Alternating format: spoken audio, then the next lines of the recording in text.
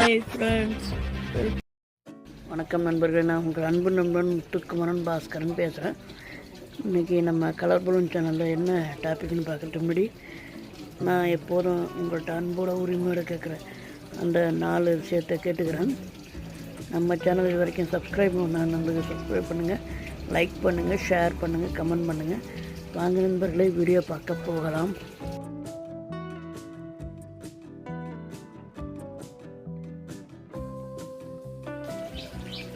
வணக்கம் நண்பர்களே. இன்றைக்கி நம்ம கலர் பலூன் சேனலில் என்ன டாப்பிக்கு, நாளைக்கு மே 4 ரிசல்ட்டு, எலெக்ஷன் ரிசல்ட்டு எல்லாருக்கும் நல்லா தெரியும். அதை விட ஒரு முக்கியமான டே நாளைக்கு என்னென்னா, இன்னொரு விஷயம் ஆரம்பிக்குது. அது என்னன்னா, கத்திரி வெயில், அக்னி நட்சத்திரம்னு சொல்லுவோம். ஏற்கனவே கோடை வெயில் கொளுத்திக்கிட்டு இருக்குது. ஒரு இந்த 10-10:30 நம்ம ஒரு 3-4 மணி வரைக்குமே வெளியில் தலை காட்ட முடியல. இப்போவே அப்படி எரியுது. கத்திரி வெயில்னால் தான் இன்னும் ரொம்ப அதிகமான அளவில் தான் இருக்கும் வெயில். இதை சமாளிக்கிறதுக்கு என்னென்ன சொல்லியிருக்காங்கங்கிறத ஒன்று ஒன்றா பார்ப்போம். அதை கொஞ்சம் ஃபாலோ பண்ணி இன்றைக்கி இந்த கத்திரி வெயிலோட பாதிப்புலேருந்து நம்ம பாதுகாக்கிறது எப்படிங்கிறத பார்த்துப்போம். வாங்க ஒன்று ஒன்றா பார்ப்போம்.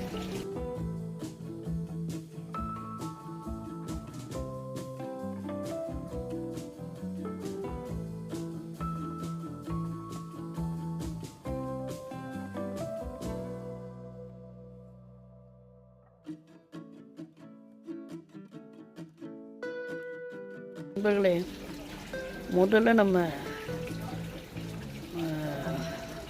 உடலில் தண்ணீர் சத்து அதிகமாக இருக்கும். ஏன்னா வெயிலுங்கிறது நம்ம உடலில் இருக்க நீரின் சத்து அதிகமாக உறிஞ்சி எடுக்கும். வேர்வையாக ஓடுறதே நமக்கு நல்லா தெரியும். அதுமாரி இந்த சிறுநீர் ப்ராப்ளம்லாம் நிறையா வரும். நிறையா சிறுநீர் கழிக்கிற மாதிரி இருக்கும், இந்த மாதிரிலாம் இருக்கும். அதனால உடம்புல இருக்க நீர் சத்து குறையும். அந்த நீர் சத்தை பேலன்ஸ் பண்ணுற மாரி ஒரு குறிப்பிட்ட அளவு தண்ணி நல்லா நிறையா குடிக்கணும்னு சொல்கிறாங்க. ஒரு குறைஞ்சபட்சம் ஒரு 2 லிட்டர் குடிக்கணுங்கிறது ஒரு கணக்கு சொல்கிறாங்க. அது நம்ம தெளிவாக ஃபாலோ பண்ணணும். அந்த தண்ணியில் நமக்கு தேவையான அளவுக்கு நமக்கு உடல் உஷ்ணத்தை தவிர்க்கிற அந்த இது நான் வறட்சி போக்குறது தண்ணி தான் ஃபேமஸ். வேறு எதுவுமே நீங்கள் எந்த விதமான ஹை கிளாஸான கூல்ட்ரிங்க்ஸ்லாம் குடித்தாலும் தண்ணிக்கு நிகர் கிடையாது. தாகத்துக்கு தண்ணி தான். அடித்து தஞ்சாவூர் கல்வெட்டில் எழுதி வச்சுட்டு பக்கத்தில் உட்காந்துக்கலாம். அந்தமாரி நம்ம தண்ணீரை நிறையா எடுத்துக்கணும். இந்த இது அளவுலாம் சொல்கிறாங்க. அதெல்லாம் நம்ம சொன்னோம்னா ஏதோ எக்கத்தப்பாக போயிடும். அதனால் அந்த டாக்டர்கள் பரிந்துரைக்கிற நிறையா விஷயங்கள் நெட்டில் இருக்குது. அதெல்லாம் பார்த்து என்ன அளவுங்கிறத கரெக்டாக பார்த்து நம்ம தண்ணிங்கிறத நிறையா எடுத்துக்கணும். அடுத்தது வேறு என்ன சாப்பிடலாம், தண்ணி தவிர வேறு என்ன பண்ணலாம்?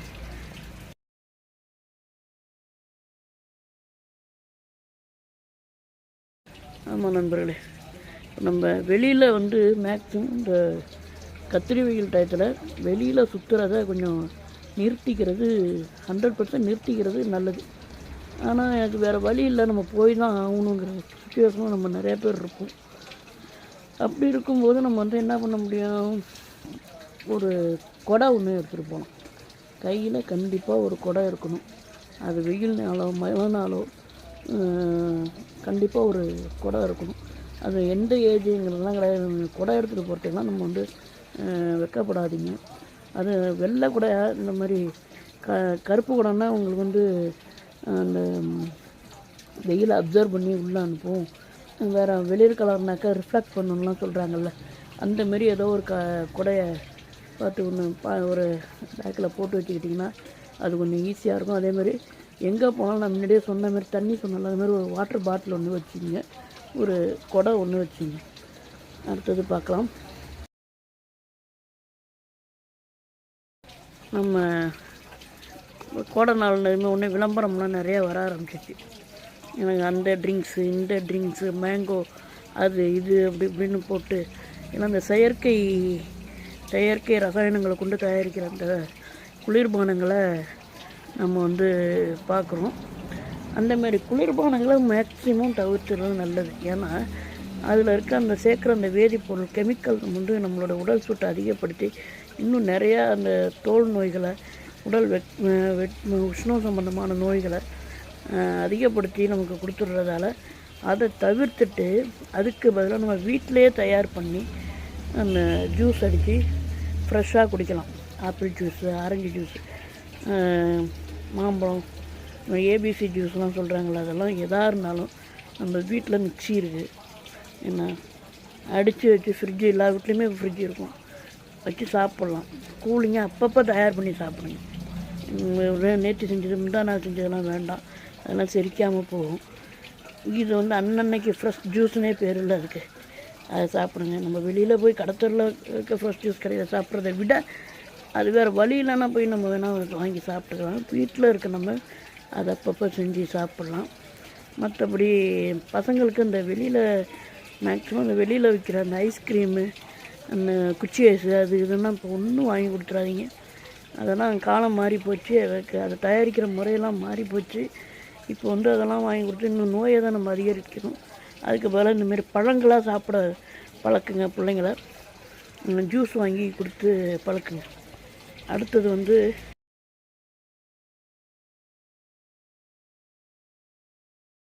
ஏற்கனவே சொன்ன மாதிரி இயற்கையான பானங்கள் நம்ம குடிக்கிறது நல்லது. நம்ம ஜூஸு சொன்னேன், அது வந்து இயற்கை பானத்தில் தான் வரும், ஆனால் அதை நம்ம தயாரிக்கணும். ஆனால் இயற்கையாக தயாரித்து வச்ச ஒரு பானம் இருக்குது, இளநீர். இளநீர் வந்து அதுக்குள்ளே மினரல்ஸ் வந்து வேறு எதுக்குமே ஈடு கிடையாதுன்னுலாம் சொல்கிறாங்க. அது அது இயற்கைனா இயற்கை தான், வேறு எதுவுமே நம்ம அதை பற்றி சொல்லவே வேணாம்.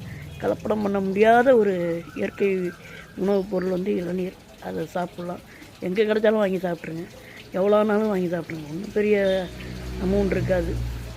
ஏன்னா நம்ம வாங்கி ஆடம்பரமாக செலவு பண்ணுறதை விட இதெல்லாம் ஈஸி தான். ஒன்றும் வெளியில் நின்று சாப்பிட்றதுக்குலாம் வைக்கப்படாதீங்க. இப்போல்லாம் யாரும் வைக்கப்படுறதில்ல. ஹைவேஸில் நிறையா கிடைக்கிது, அங்கங்கே வண்டியை போட்டு நிறுத்திட்டு அவங்கவுங்க வாங்கி சாப்பிட்டுட்டு தான் இருக்காங்க. அதனால் நம்மளும் சாப்பிடுவோம், உடம்பை தேற்றுவோம். நம்ம விவசாயிகளுக்கும் அது ஒரு நல்ல இதாக இருக்கும். அடுத்தது பார்க்கலாம்.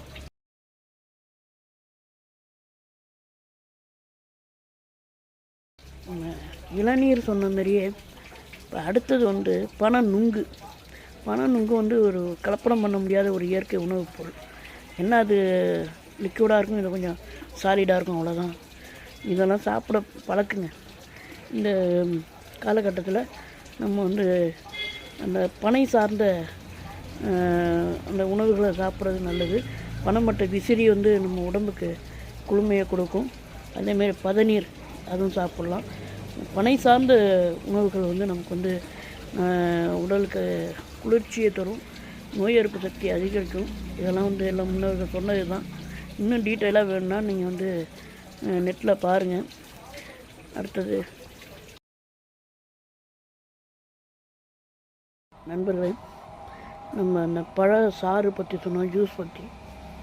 அதை ஜூஸாக அடித்து குடிக்கிறத விட நம்ம பழமாக சாப்பிட்டா இன்னும் நமக்கு வந்து பெனிஃபிட்ஸ் ஜாஸ்தி. அந்த சுளையோ அந்த பழமாவோ சாப்பிடும்போது அதில் இருக்க நார்ச்சத்து வந்து நமக்கு நிறையா கிடைக்கும். ஜூஸாக அடித்து குடித்தா கூட வெறும் அந்த லிக்யூடாக தான் உள்ளே போகும்.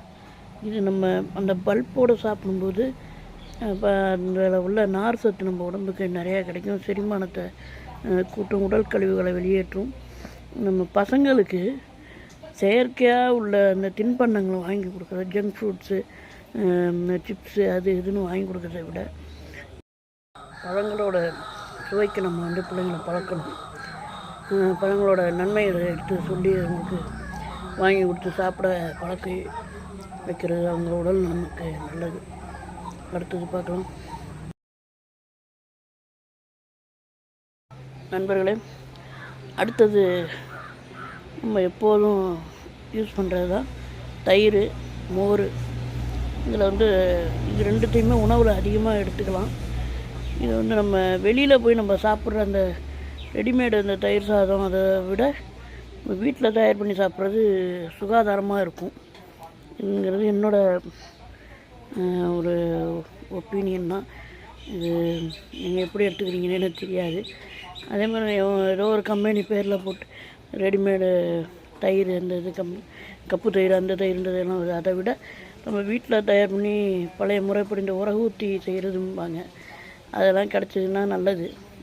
நான் அதில் கெமிக்கல் இல்லாமல் கம்பெனியில் தயார் பண்ணுறதுல வந்து கெமிக்கல் இருக்கும், நம்ம இதில் வந்து வீட்டில் தயார் பண்ணுறது வந்து கெமிக்கல் இல்லாமல் இருக்கும் மேக்ஸிமம். அதனால் வீட்டில் தயார் பண்ண அந்த தயிர், மோர், நீர் மோர் இது மாதிரியான பானங்களை நம்ம எடுத்துக்கலாம். பானகம் அது கொஞ்சம் குடிக்கலாம். அதெல்லாம் கொஞ்சம் வெளியில் சர்பத்தோ அது இதுன்னு சாப்பிட்டுட்டு வீட்டிலையே தயார் பண்ணி எலுமிச்சை தண்ணி ஜூஸ் மாதிரி போட்டு குடிக்கிறது, அதெல்லாம் கொஞ்சம் நல்லாயிருக்கும். நல்லாவும் இருக்கும், உடம்புக்கும் குளிர்ச்சி. இதெல்லாம் வந்து என்னுடைய ஒப்பீனியன் தான். இது வந்து நான் பெரிய கிடையாது, தெரிஞ்ச அளவுக்கு சொல்கிறேன். மேக்ஸிமம் அந்த வெயில் தாங்குகிற அந்த சட்டை, கதர் அந்த மாதிரிலாம் போட்டு போனீங்கன்னா கொஞ்சம் நல்லாயிருக்கும். மேக்ஸிமம் வெளியில் போகாமல் இருக்கலாம், கொஞ்சம் வெயில் அலையாமல் கொள்ளாமல். ரொம்ப முக்கியம்னா அந்த குடையெல்லாம் எடுத்துகிட்டு போகிறதுலாம் சொன்ன மாதிரி செஞ்சோம்னா கொஞ்சம் நல்லாயிருக்கும். பார்த்துங்க. Take care. வாழ்த்துக்கள் நண்பர்கள், வாழ்க வளமுடன்.